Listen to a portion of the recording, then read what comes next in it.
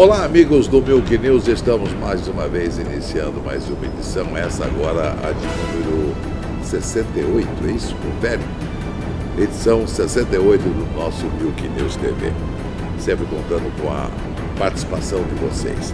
Mas eu tenho hoje um assunto que eu confesso a vocês que eu levei muito tempo para me convencer de trazer esse assunto ao Milk News.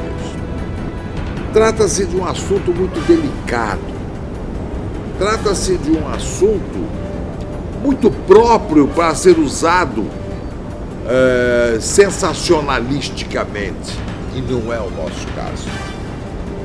Mas esse assunto me incomoda sobremaneira há mais de 20 anos.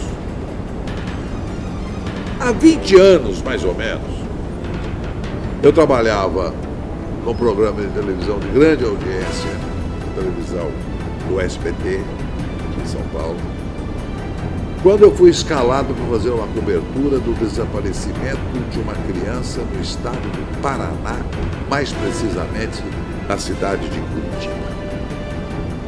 Com a nossa equipe, nos deslocamos até lá.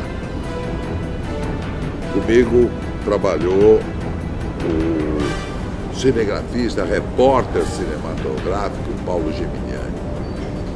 Ficamos alguns dias lá fazendo o desaparecimento deste menino chamado Guilherme Caramês ou Carames. Existem as duas versões desse nome. Tiburtius. Uma família classe média, pouco acima até da classe média, moravam numa casa muito boa, num bairro muito bom de Curitiba, proximidades de uma rodovia, vão anotando os detalhes. Pois bem, esse menino na época tinha 8 anos de idade. Afasta-se de início aquela hipótese que todo mundo levanta, 13, 14 anos fugiu de casa. Com 8 anos, afastada essa hipótese. Pois bem, a mãe, Dona Arlete, trabalhava. Na casa com a família morava a avó do menino.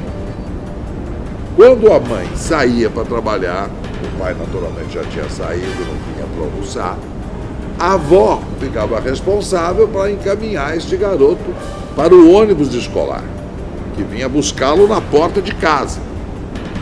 Acontece que nesse fatídico dia, o menino ficou pronto, ou seja, com seu uniformezinho e tal, com um período maior de tempo. A avó, como é costume no interior, em Curitiba, 20 anos atrás, e ela é ainda uma cidade maravilhosa, mas na época era mais calma ainda.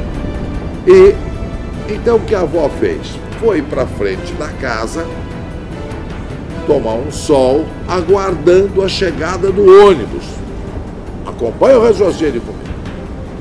Mas como faltavam uns 40 minutos para a chegada desse ônibus, o garoto, o Guilherme, diz para a avó: vó, deixa eu dar uma voltinha de bicicleta enquanto o ônibus não vem. Absolutamente normal. A avó, conversando com uma vizinha: pois não, pega aí a sua bicicletinha, dá uma volta, mas não sai daqui da rua. Tá bom. Tá. Pegou a bicicletinha dele e foi dar uma volta. Claro, como toda criança, ao invés de ficar só na rua, ele deu uma volta no quarteirão. Pronto. Daí pra frente, nunca mais se soube deste menino. Nunca mais se teve notícia do Guilherme Carames ou Caramês. A mãe, claro, filho único, desespero total, família toda desesperada. Nós ficamos acompanhando este drama durante alguns dias e partimos nós, eu e Paulo Geminiani, para algumas investigações jornalísticas por nós mesmos, iniciativa nossa, bancada pelo Sistema Brasileiro de Televisão, pelo SBT, e levantamos uma série de fatos. Nenhum coincidente, nada dava nada com nada. Sabe quando chega aquele ponto de investigação que nada Nada liga uma coisa a outra. Isso ficou na minha cabeça esses anos todos. Várias hipóteses.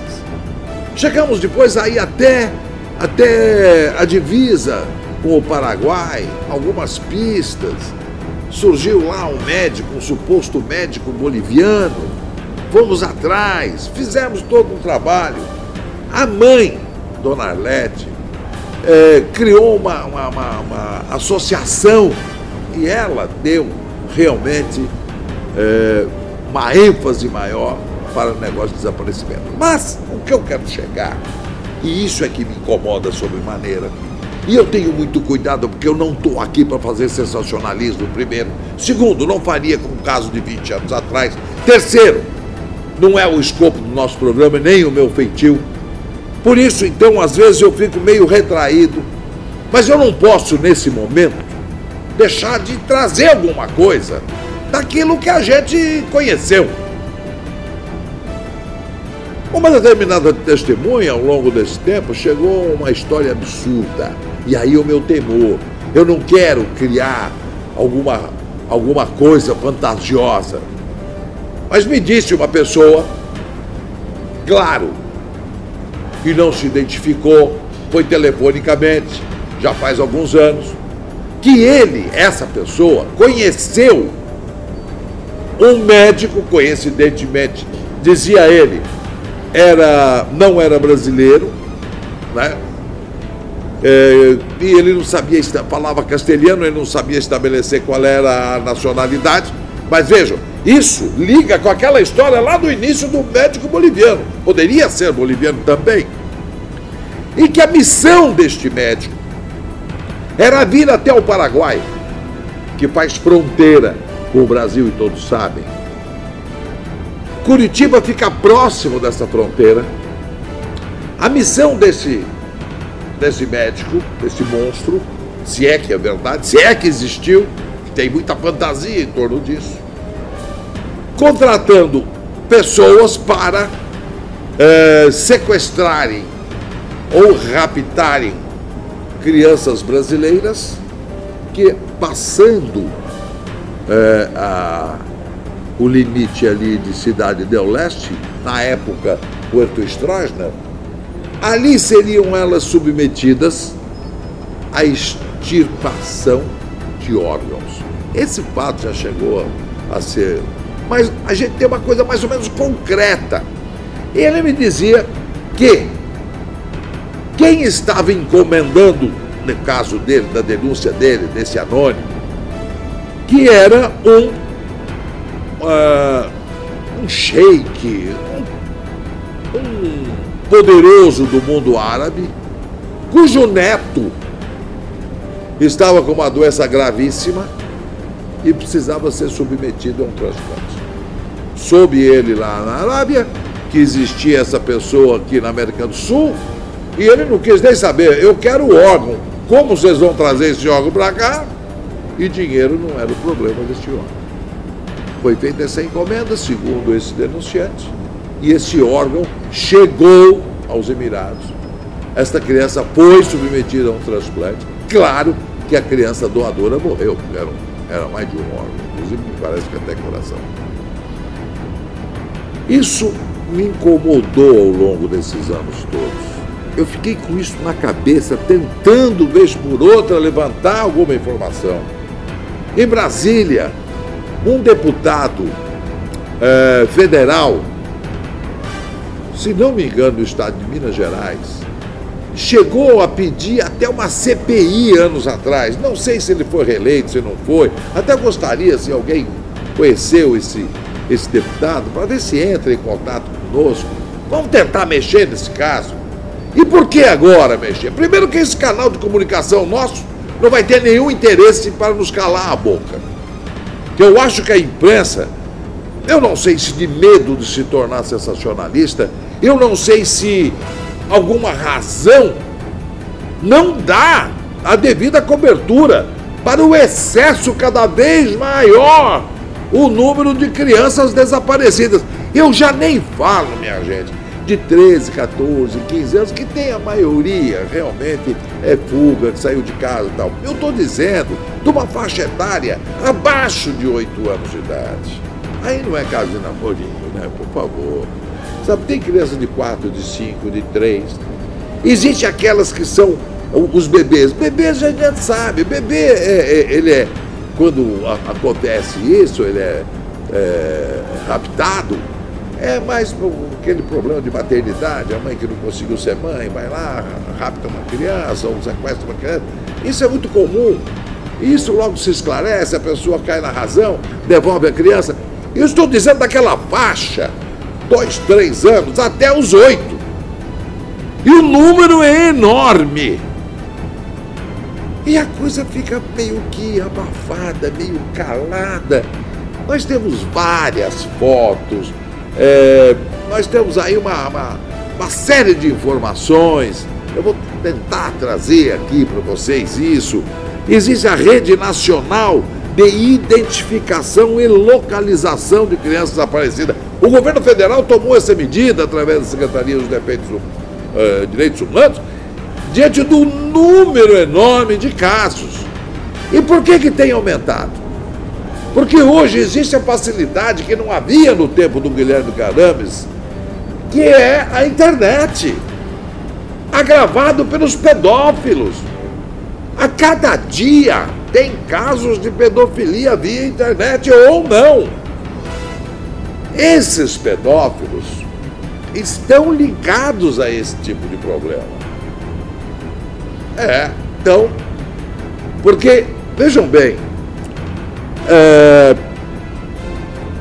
o pedófilo, naquele momento de transe, daquele desequilíbrio que pratica o mato de uma criança dessa, a criança, via de regra, está ferida. Essa criança, quando não morre. Então, esses agenciadores se ligam aos pedófilos, tá? Para pegar o rescaldo da pedofilia. Eu estou sendo claro. Então serve para os dois, tanto para o pedófilo quanto para o agenciador de crianças. Então isso está havendo sim. Eu tenho muita cautela, eu volto a dizer, eu fico com medo de colocar essas coisas, que pode criar uma comoção. Eu sei a responsabilidade disso. Mas é até bom que crie, que alguma coisa tem que ser feita. A dona Arlete Carames, mãe do Guilherme, ela, nesses 20 anos, ela fez de tudo que se podia fazer. E muita coisa dessa rede nacional, isso tudo surgiu dela, do trabalho dela. Existem as mães da Praça da Sé. Desculpa. Existem outras comunidades. Mas por que essa incidência no sul do país? Veja como aí a coisa se liga. Por que o maior número, Curitiba? Por que o segundo grande número de crianças, Santa Catarina? Por quê? Porque são crianças saudáveis. São crianças saudáveis, crianças fortes, bem nutridas. Ninguém vai querer ir lá nos grotões, no norte e nordeste, criança frágil. Tem que se submeter àquele ritual, não é? Então é Curitiba, Santa Catarina, descendentes de alemães, esse tipo de criança, para essa finalidade. É escabroso falar isso, mas é uma verdade. Nós não podemos dar uma de avestruz. Esse fato é concreto, existe, é palpável. Eu estou me colocando à disposição para qualquer informação, qualquer detalhe. Eu vou pedir até, eu estou citando muito o Guilherme Carames, porque foi uma coisa que eu participei. Vejam só, hoje já existe, dentro da Secretaria Nacional de Direitos Humanos, um trabalho através de computação, de alta definição, aquela coisa, que faz o chamado envelhecimento. Então, aí eu gostaria que vocês colocassem no ar, para vocês terem uma ideia. A foto da esquerda é o Guilherme Carames. Quando desapareceu, ele tinha 8 anos de idade. Hoje, o Guilherme deverá ter em torno de uns 20 anos, 20 e poucos anos. Acho que sim, mais ou menos isso. Dona Arlete, se puder entrar em contato conosco para me esclarecer melhor. Então veja que a foto do lado, através de um trabalho de computador muito bom, por sinal, é um programa especial, fez o envelhecimento dele. Então a foto da direita é como ele poderá estar hoje, tá? Bom, vocês têm, eu sei, vocês têm aí todos os meios de entrar em contato com o meu querido. Se quiserem entrar em contato conosco, entrem, tá? Estão aí os e-mails, as formas como nos contatar. Por favor, coloca o nosso e-mail aí para facilitar, tá? E põe o meu e-mail pessoal, o joãomilk, aí, tá? joãomilk@uol.com.br. Mais fácil de contatar qualquer informação, tá? Até tirando alguma coisa do que eu tenha dito que não corresponde à verdade, quem sabe? São informações, a gente vive nessas investigações de informações e nunca as pessoas querem se identificar. Então a gente trabalha com isso também. Bem, mas então, esse trabalho está sendo feito com inúmeras crianças. E por que, volto a dizer, por que essa incidência é maior lá no sul do país? Curitiba, Santa Catarina, pela proximidade com Foz do Iguaçu. Porque atravessou aquela peneira, eu não chamo de fronteira, eu chamo de peneira, porque ali passa tudo. Se você quiser passar com um avião Boeing contrabandeado, você passa para a fronteira. Só tira a asa para não derrubar os postes. Você passa, ninguém vê nada.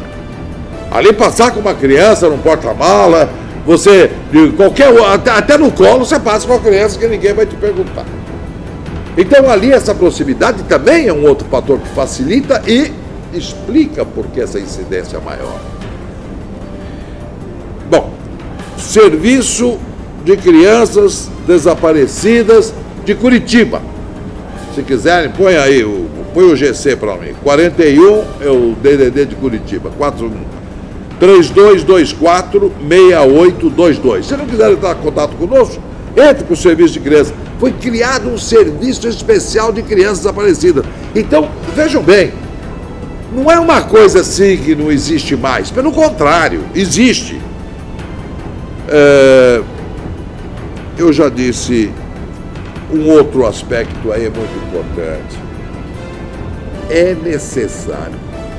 Gente, se uma criança desaparecer, não adianta você ir para o computador, é bom, registra lá na Rede Nacional de Identificação e tal, mas isso tudo não elimina a feitura do boletim de ocorrência na delegacia mais próxima. E não entre mais naquela história, desapareceu, então daqui a 24 horas a senhora volta para ver se ele não volta para casa. Não entrem nessa. Agora, o policial que estiver no BO, na feitura do BO, é obrigado, a partir de tempos para cá, a registrar imediatamente. Ele é obrigado e tem prevalência sobre as outras ocorrências. Ele tem que imediatamente registrar o BO e joga o que a gente chama de jogar na rede, ou seja, passa essa informação para todos os órgãos. Talvez aí você tenha uma chance maior de reencontrar essa criança. Não existe mais aquele negócio, amanhã leva 24 horas, nada disso. Não é só criança não, adolescente também desaparecido, é na hora que tem que ser feito. Não tem mais aquele negócio de volta amanhã para ver se ele volta para casa. Não tem mais isso aí, tá? Bem, esse assunto sempre me empolga, esse assunto sempre me deixa um pouco aturdido, mas eu acho que é importante trazer, tá? É importante a gente resgatar. Mas antes de encerrar, eu gostaria também de dar uma palavra aos meus amigos policiais da Polícia Civil do Estado de São Paulo, também da Polícia Militar do Estado de São Paulo, mais casos mais específicos, com o aumento que finalmente, eu pensei que até tivesse perdido o projeto, né? O governador prometeu tanto que ia mandar, não chegava, finalmente chegou na Assembleia. Não é uma maravilha? Não é. 27% é nada.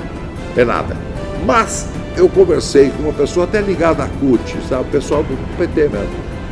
João, você tem uma coisa, né? 27%. As outras categorias não tiveram esse aumento. Eu posso até entender, gente, que 27%, em termos percentuais, possa até ser uma coisa expressiva. Acontece que no caso da Polícia Civil e também da Militar, no caso das polícias, a defasagem era tão grande, né? O salário sobre o qual incidiu os 27% é tão chocantemente inexpressivo, sabe? Que os 27 se diluem. E ainda mais, não é 27 cheio. A população precisa saber. É 15 agora e o resto no ano que vem. Entendeu? Entenderam? Então veja bem, se você colocar 15% sobre R$1.000, o que vai dar? R$150. Ah, mas eles ganhavam 1.200. Ah, bom, tá. Então o aumento médio não vai refrescar absolutamente nada. Apesar de ser expressivo o dígito 2,7 percentualmente, na realidade o que vai vir para o bolso, que é o que interessa, no final do mês, é 150, 160, 170 reais, 180, dependendo da categoria. O que não representa nada. Não, agora, claro, por outro lado tem que se entender que isso pode se tornar um efeito cascata. Outras categorias também estão precisando, seja o estado mais poderoso que for, como São Paulo é economicamente, se para cada categoria der 27%, quebra mesmo. Isso qualquer estado quebra. Mas, claro que tem que haver algum outro mecanismo para suprir isso. E qual é a esperança dos policiais hoje? É a tal da PEC. Nossa Senhora, PEC. E a PEC, porque a PEC 300, a PEC 300 que é a uniformização, está lá na Câmara. Só não foi votado porque o PT, através do seu líder, o deputado Paulo Teixeira, faz questão de dar o nome, não assinou. E o Marco Maia, que é o presidente, não quis colocar em pauta. Isso tem que ficar muito claro. Não teve responsabilidade de outro partido nenhum. Responsabilidade única até agora da não votação é do PT. Tá bom? Então, a esperança é que essa coisa passe, seja aprovada e, então, haja uma esperança, uma luzinha no final do túnel. Tá bem? Bem, eu acho que já estourei meu tempo. Eu vou voltar logo. Quero ver se começo a gravar com mais rapidez para que a gente possa dar vazão a todos os assuntos que nós temos aqui. Muito obrigado pela sua audiência, muito obrigado pela sua paciência.